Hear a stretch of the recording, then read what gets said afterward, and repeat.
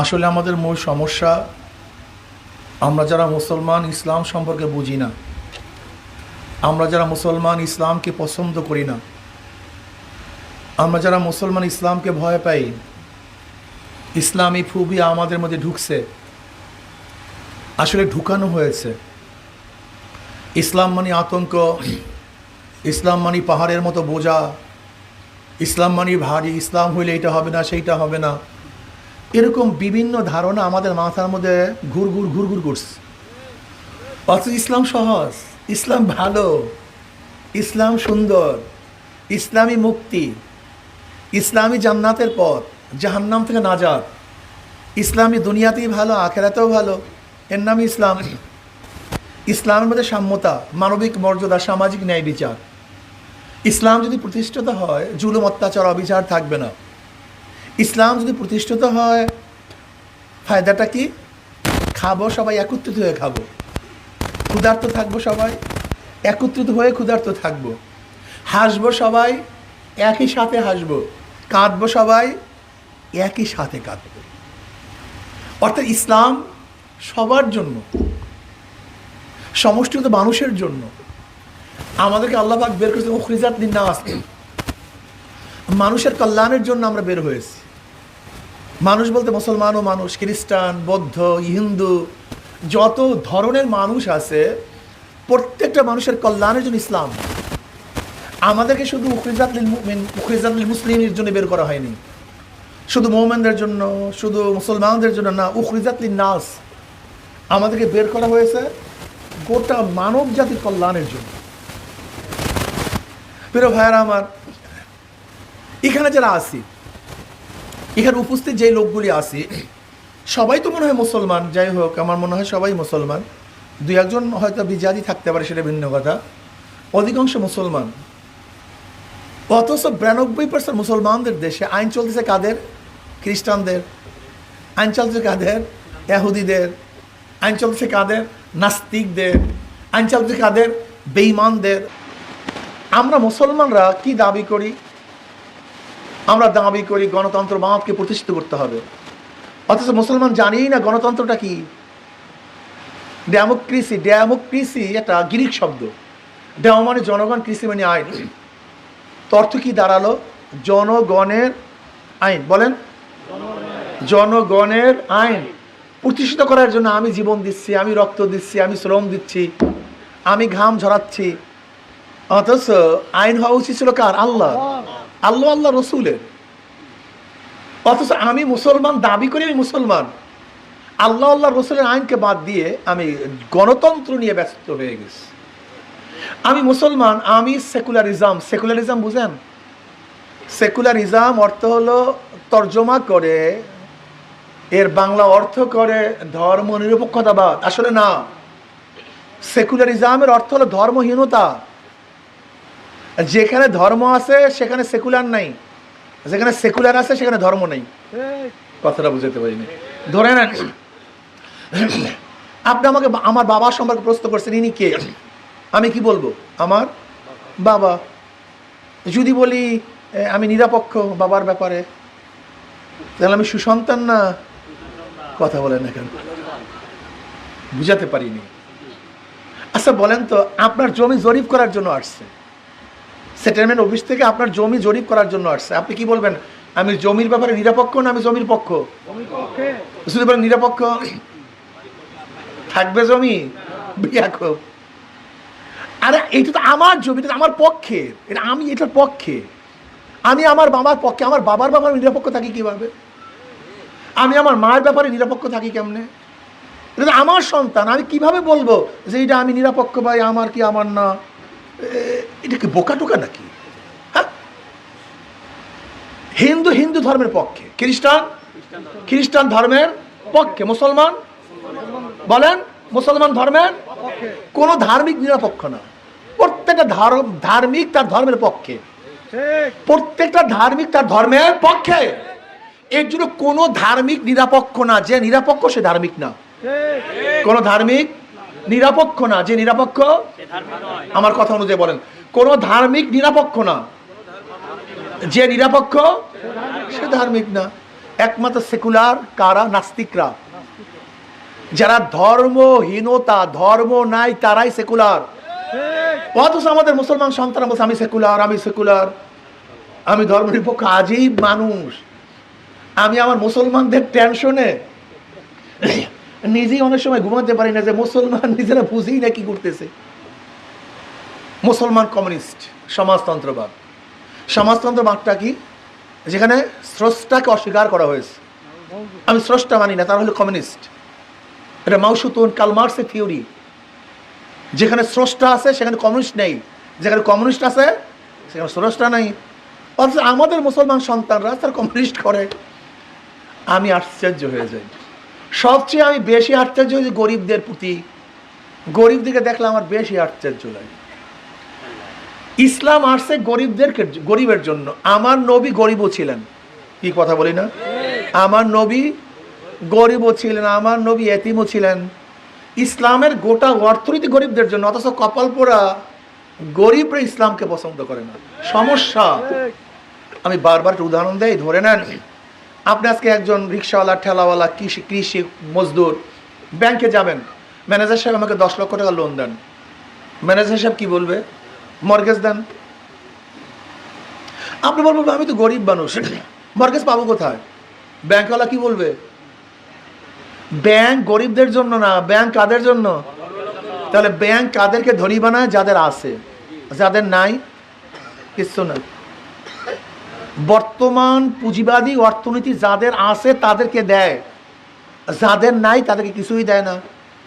আপনি কি জানেন গোটা বাংলাদেশের জনগণের কাছে যেই পরিমাণের টাকা আছে, মাত্র 20-25 পরিবারের কাছে এই পরিমাণের টাকা আছে? বুঝতে পারি না। এই বাংলাদেশের যত মানুষের কাছে যত পরিমাণ টাকা, মাত্র 20-25 পরিবারের কাছে এই পরিমাণ টাকা আছে। তার মানে আপনাদের গরিব, আপনাকে ব্যাংক দিবে না। যার আছে ব্যাংক, শোনেন নাই যে হাজার হাজার কোটি কোটি, হাজার হাজার কোটি কোটি লোন, 1 লক্ষ কোটি টাকা একজনের লোন, 1 লক্ষ কোটি টাকা। এক একটা কোম্পানির লোন কত? 1 লক্ষ কোটি। বুঝেন? এখানে 99% মানুষ 1 লক্ষ কোটি বুঝেন না। আমাদের গোটা বাংলাদেশের, পুরা বাংলাদেশের 1 বছরের বাজেট 7 লক্ষ কোটি। এই গোটা বাংলাদেশের যত কিছু দেখেন, বাজেট কত? 7 লক্ষ কোটি। অথচ এক একজনের লোন নিয়ে নিছে 1 লক্ষ কোটির উপরে। তা 7 জনে যদি 7 লক্ষ কোটি টাকা নেয়, তা বাংলাদেশের বাজেটের পরিমাণ টাকা তারা নিয়ে নিছে। বুঝতে পারি না। দেখেন বর্তমানে পুঁজিবাদী অর্থনীতি গরিবকে গরিব বানায়, ধনীকে ধনী বানায়। যার 10 লক্ষ টাকা আছে, ব্যাংক তাকে 10 লক্ষ টাকা দিচ্ছে। যাকে দিছে তার সুদ মাপ, তার লোন মাপ। তা একজন ধনী কয়বার ধনী হলো? 4 বার। আগের থেকে 10 লক্ষ টাকার মালিক, 1 বার ধনী। ব্যাংক থেকে 10 লক্ষ টাকা দিছে, 2 বার ধনী। তার লোন মাফ হয়েছে, ওই 10 লক্ষ টাকা মাফ, 3 বার ধনী। তার ইন্টারেস্ট মাফ হয়েছে, কয়বার ধনী? 4 বার। আর একজন গরিবের পেটে 5টা লাথি। আগের থেকে 10 লক্ষ টাকা ছিল না, 1 লাথি। ব্যাংক থেকে 10 লক্ষ টাকা দেয় নাই, 2 লাথি। তার লোন মাফ হয় নাই, 3 লাথি। তার ইন্টারেস্ট মাফ হয় নাই, 4 লাথি। আর যেই বড় লোকের লোন ইন্টারেস্ট মাফ করা হয়েছে, যদি বাংলাদেশ ব্যাংকে সেই টাকাটা থাকতো, আমি বাংলাদেশের নাগরিক হিসাবে সেই টাকার অংশীদারি ছিলাম। বড় লোককে মাফ করার কারণে আমার পেটের মধ্যে। তাই গরিব কয়বার গরিব হয়? 5 বার। আর ধনী কয়বার ধনী হয়? এরকম অর্থনীতি চলতে গেলে কিয়ামত পর্যন্ত কোনো গরিব ধনী হবে না, কোনো দিন না। এটা হবে না, হতে পারে না। উদাহরণস্বরূপ, আজকে দেশ স্বাধীনের বয়স হবে 53-54 বছর। আমাকে বলেন তো, আপনাদের এলাকার রিক্সাওয়ালা, ঠেলাওয়ালা, কুলি মজদুর এই 50 বছর আগে যে অবস্থা, আজও কথা বলেন না কেন? এ পরিবর্তন হবে না তো, এ হবে, সিস্টেমই নেই। অথচ ইসলামের গোটা অর্থনীতি গরিবদের জন্য, কিন্তু কপাল পরা গরিব ইসলাম বুঝে না। জাকাত কাদের জন্য? কথা মুখ খুলিয়া বলেন, কাদের জন্য? ওসর কাদের জন্য? ফিতরা কাদের জন্য? মানত কাদের জন্য? দান কাদের জন্য? ইসলামের গোটা অর্থনীতি গরিবদের জন্য। নবী আলাইহিস সালাতু ওয়াস সালাম অর্থনীতি করছেন গরিবদের জন্য। অথচ গরিব ইসলাম পছন্দ করে না। পছন্দ করে ডাকাতদেরকে, চোরদেরকে, লুচ্চাদেরকে, গুন্ডাদেরকে, বদমাশদেরকে, যারা ওদের রক্ত চুষে চুষে খাবে, ওরা তাদেরকে পছন্দ করে। আমার মতো মৌলবীকে পছন্দ করে না। ওরা নির্বাচনে ইনভেস্ট করে, ওরা 100 কোটি টাকা খরচ করে, 1000 কোটি টাকা কামাই করে। 100 কোটি টাকা খরচ করে, 1000 কোটি টাকা কামাই করে, আপনার যেই লাউ সেই কদু, আপনার কোনো পরিবর্তন নেই। কিন্তু যাদেরকে ভোট দিয়েছেন আঙ্গুল ফুলে কলা গাছ, শুধু কলা গাছ না বট গাছ হয়ে গেছে। আচ্ছা বলেন তো, বর্তমান রাজনীতি এটা আলাউদ্দিনের চেরাগের চেয়ে মারাত্মক, বিশ্বাস হয় না? একজন বিসিএস ক্যাডার, যেমন এই ম্যাজিস্ট্রেট, যারা নতুন ম্যাজিস্ট্রেট হয়, বিসিএস ক্যাডার হয়, এএসপি হয়, মানে সার্কেল এসপি থেকে শুরু হয় বিসিএস ক্যাডার, বা অন্য অন্য শিক্ষা ডিপার্টমেন্ট হোক, যেই ডিপার্টমেন্টের বিসিএস ক্যাডার হোক, জানেন এদের প্রথম স্টার্টিং বেতনটা কত? মাত্র 22,000 থেকে 35,000 টাকা মাত্র। কত? একজন রিক্সাওয়ালা কিন্তু তার চেয়ে অনেক বেশি কামাই করে।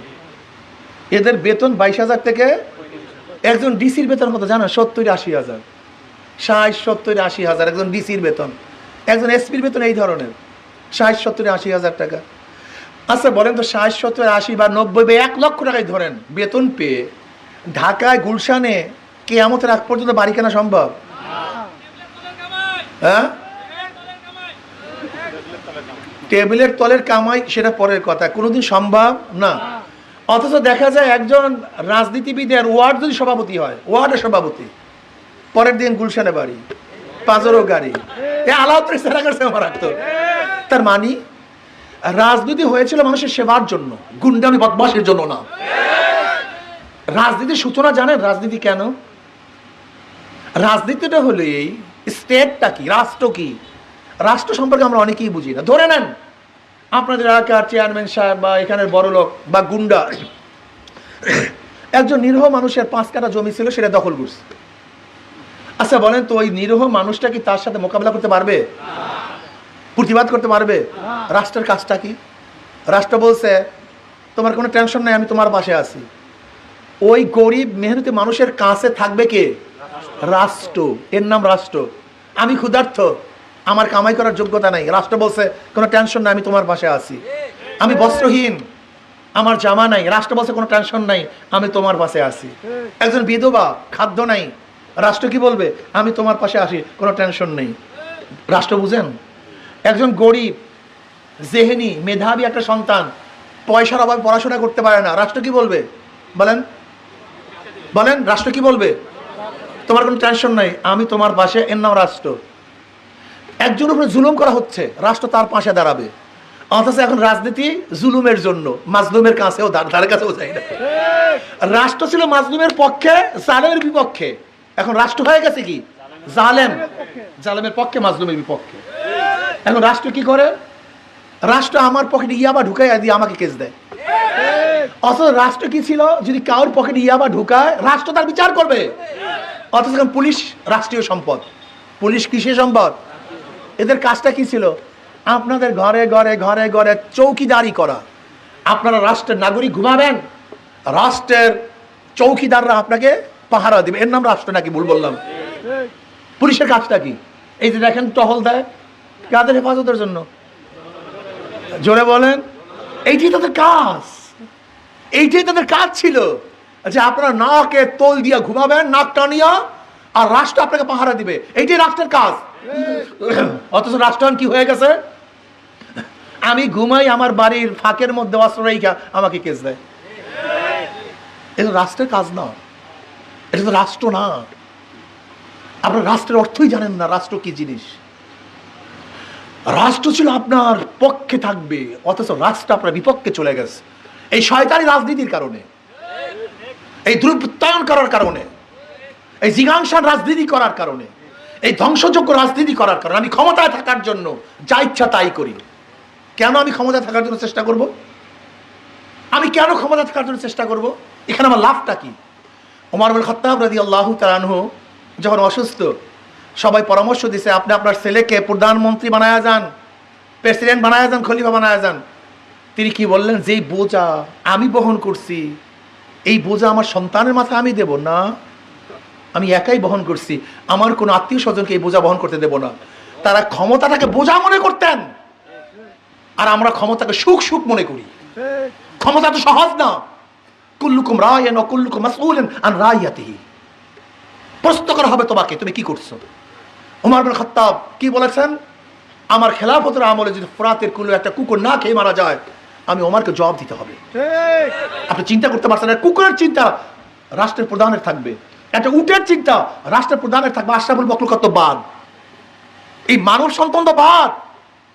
একজন রাষ্ট্রের প্রধানের, বাংলাদেশের এই ছাগল কুকুর এরও খবরদারি করতে হবে রাষ্ট্রপ্রধানের, এর নাম রাষ্ট্রপ্রধান।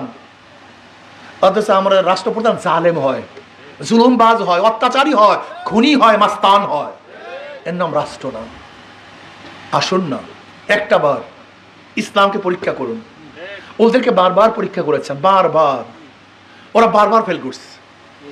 আমরা ৭১ আওয়ামী লীগকে ক্ষমতায় বসিয়েছিলাম, ৭৫ শেষ, আবার ৭৯-তে আপনারা কি জানেন জিয়াউর রহমান সাহেব কবে ক্ষমতায় বসছেন? উনি ৭১ ডিসেম্বর মাসে কিন্তু ক্ষমতায় বসছেন। আর নির্বাচন দিয়েছেন কবে? ৭৯ সনে বসছেন না, ৭৫, ভুল, ৭৫ ডিসেম্বরে তিনি ক্ষমতায় বসছেন। আর উনি নির্বাচন দিয়েছেন কবে? ৭৯ সনে। কয় বছর? প্রায় 4 বছরের বেশি, 4-4.5 বছর।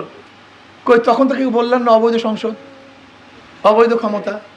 কি কথা বোঝাতে পারি না? ৭৫ ক্ষমতায় বৈশা নির্বাচন তো ৭৯ সনে। তখন আপনাদের সংবিধান কোথায় ছিল? তখন কি ৭২ সংবিধান ছিল না?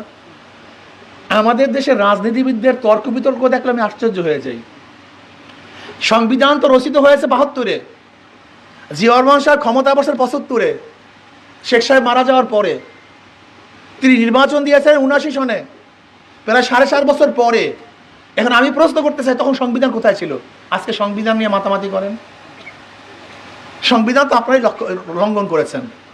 এবার জিয়াউর রহমান সাহেব চলে গেছেন, 81 সনে সত্তার সাহেব বসছেন, টিকতে পারেন না, এরশাদ সাহেব নিয়ে নিয়েছেন। জিয়াউর রহমান সাহেবের আদর্শ অনুযায়ী আমরা সত্তার সাহেবকে ক্ষমতায় বসিয়েছিলাম, কিন্তু ক্ষমতায় থাকতে পারে নাই। আবার জিয়াউর রহমান সাহেব গুরুকীর্তনের কারণে 1991 সনে খালেদা জিয়াকে ক্ষমতায় বসিয়েছিলাম, কিন্তু 5 বছরের দুর্নীতিতে দেশকে 3বার চ্যাম্পিয়নশিপ করছে। আপনারা কি জানেন 1991 থেকে 96 পর্যন্ত বিএনপি এই দেশটাকে দুর্নীতি কয়বার চ্যাম্পিয়নশিপ করছে জানেন? জোরে বলেন। বিশ্ব চ্যাম্পিয়ন। দুর্নীতিতে বিশ্ব চ্যাম্পিয়ন হয়েছে আমরা 3বার, এই মাত্র 5 বছরে। আবার চিন্তা করছি না, হবে না। আবার ওই মনস কন্যা, সে শেখ সাহেবের কন্যাকে বসালাম 96-তে, 2001-এ উৎখাত করলাম। আবারও জিয়াউর রহমান সাহেবের আদর্শ বিক্রি করে 2001-এ খালেদা জিয়াকে বসালাম। 5 বছর যেতে না যেতে আন্দোলন সংগ্রাম, মঈনুদ্দিন ফখরুদ্দিন ক্ষমতায় আসছে। এরপরে -2 রেশন থিওরি, দুইটাকে বাদ দেওয়ার চেষ্টা করছে। জিয়াউর রহমান সাহেবের আদর্শ তো বারবার তাদের ক্ষমতায় আনছি, কিন্তু তোমরা কি করেছো? তোমরা কি উপহার দিয়েছো দেশকে? কিছু উপহার দিতে পারো নাই। শেখ সাহেবকে নিয়ে আসছি, নৌকাকে বারবার জিতাইছি, ধানকে বারবার জিতাইছি, নাঙ্গলকে জিতাইছি, কিন্তু ইসলামকে কিন্তু এখনো জিতাই নেই। কথা ঠিক না? একটাবার ইসলামকে কি জিতানো যায় না? একটাবার পরীক্ষা করা যায় না? দেখেন, ইসলাম হারার জন্য আসে না, ইসলাম জিতার জন্য আসছে। ইসলাম হারার কোনো নীতি না, আদর্শ না, ইসলাম জিতার এবং কল্যাণের নীতি আদর্শ। আমি বিশ্বাস করি যদি ইসলামকে একটাবার পরীক্ষা করেন, আপনারা সবাই সম্মিলিতভাবে একটাবার যদি পরীক্ষা করেন, দ্বিতীয়বার পরীক্ষা দেওয়ার জন্য আসবো না। যদি ফেল করি, দ্বিতীয়বার পরীক্ষার মাঠেই আসবো না, হলেই ঢুকবো না যদি ফেল করি। কিন্তু ইসলাম ফেল করার বস্তু নয়, ইসলাম পাস করার বস্তু। রাজি আছেন একটাবার ইসলামকে ক্ষমতা নেওয়ার জন্য চেষ্টা করুন? কি রাজি আছেন ইনশাআল্লাহ? কে কে রাজি আছে? 2 হাত তুলতে পারেন, আল্লাহু আকবার বলে। আলহামদুলিল্লাহ। হাত নামাই। আমি আমার বন্ধুদেরকে বলবো, মুসলমান বন্ধুরা, ভয় পেও না ইসলামকে। আমাকে একদিন এক গাঁজাখোর বলতেছে, হুজুর ইসলাম ক্ষমতায় আসলে আমার গাঁজার অবস্থাটা কি হবে? বেশায় নেশাগ্রস্ত হতেই পারে, এটা আশ্চর্য হওয়ার কিছু নেই। তার ক্ষমতা টমতার কোনো খবর নাই, তার খবর হলো গাঁজা। আমি বললাম, বাবা তুমি কি মসজিদে গিয়ে গাঁজা সেবন করতে পারো? বলেন না। আমি বললাম, কেন? বলে, হুজুর পরিবেশ নেই। আমি বলি, ইসলাম ক্ষমতায় আসলে গোটা বাংলাদেশটা এমন পরিবেশ হয়ে যাবে যেখানে তুমি নিজের থেকে গাঁজা ছেড়ে দিবা, তোমাকে কষ্ট করতে হবে না। এর নাম ইসলাম, এর নাম ইসলাম। চোরেরা মনে করে, হুজুর ইসলাম আসলে আমার চুরির অবস্থাটা কি? তুমি চুরি করবা কেন? তোমার সন্তান ক্ষুধার্ত, তোমার স্ত্রী ক্ষুধার্ত, এই কারণে চুরি করো। এর দায় দায়িত্ব তো রাষ্ট্রের, তোমার টেনশন কিসের? যদি তুমি খাদ্য জোগাতে না পারো, রাষ্ট্র তোমার স্ত্রী তোমার সন্তানের খাদ্যের ব্যবস্থা করবে। তুমি চুরি করবা কেন? চুরি করতেই হবে না। ঘুষখোররা চিন্তা করে হুজুর ইসলাম ক্ষমতা আসলে আমরা ঘুষের অবস্থা রাখি। আমি বললাম ভাই, পাশের টেবিলে ঘুষ খাওয়ার কারণে তোমার মধ্যে ঘুষের অভ্যাস হয়েছে, যদি পাশের টেবিল ঘুষ না খাওয়ায় তুমি ঘুষ খাবা না, সমস্যা কি? আমাদের সমাজটাকে দুর্গন্ধযুক্ত করে ফেলছে, নষ্ট করে ফেলছে, ধ্বংস করে ফেলছে, এই রাষ্ট্রটাকে ব্যবস্থাকে ধ্বংস করে ফেলছে। আসুন না, আমরা অধিকাংশ খারাপ বিদায় ইসলামকে পছন্দ করি না। ইসলাম আসলে অধিকাংশ খারাপ থাকবো না, অধিকাংশ ভালো হয়ে যাবো। তোমার সমস্যা কোথায়? তুমি আজকে মনে করছো অধিকাংশ খারাপ, এর ইসলামকে পছন্দ করো না। ইসলাম ক্ষমতা আসলে তো অধিকাংশ ভালো হয়ে যাবো আমরা। সমস্যা কোথায়? সৎ সঙ্গে স্বর্গবাস, অসৎ সঙ্গে সর্বনাশ। আজকে রাজনীতির অসৎরা আমাদেরকে ধ্বংস করে ফেলছে। কাজে আসুন, হাত পাকা প্রতীক, শান্তির প্রতীক। হাত পাকা প্রতীক, জোরে বলেন। নৌকা যারা নির্বাচন করে নৌকা চালাতে পারে না, যারা নাঙ্গল একজন অ্যাডভোকেট, এই বাংলাদেশ জজ কোর্টের অ্যাডভোকেট, আপনাদের এই দিনাজপুরের ভালো মানুষ, যে দেখছেন বাংলা শিক্ষিত কিন্তু চেহারার মধ্যে মদিনাওয়ালার ছাপ আছে। কি কথা ঠিক না? হাসি মিলেমিশে, সবাই মিলেমিশে এবার হাত পাকে বিজয় করি ইনশাআল্লাহ। হাত পাকে বিজয় হবে, আপনারা বিজয় হবেন, হাত পাকে বিজয় হবে, এই দেশ বিজয় হবে। কাজে আল্লাহ আমাকে মধ্যে সবাইকে কবুল করে নেন।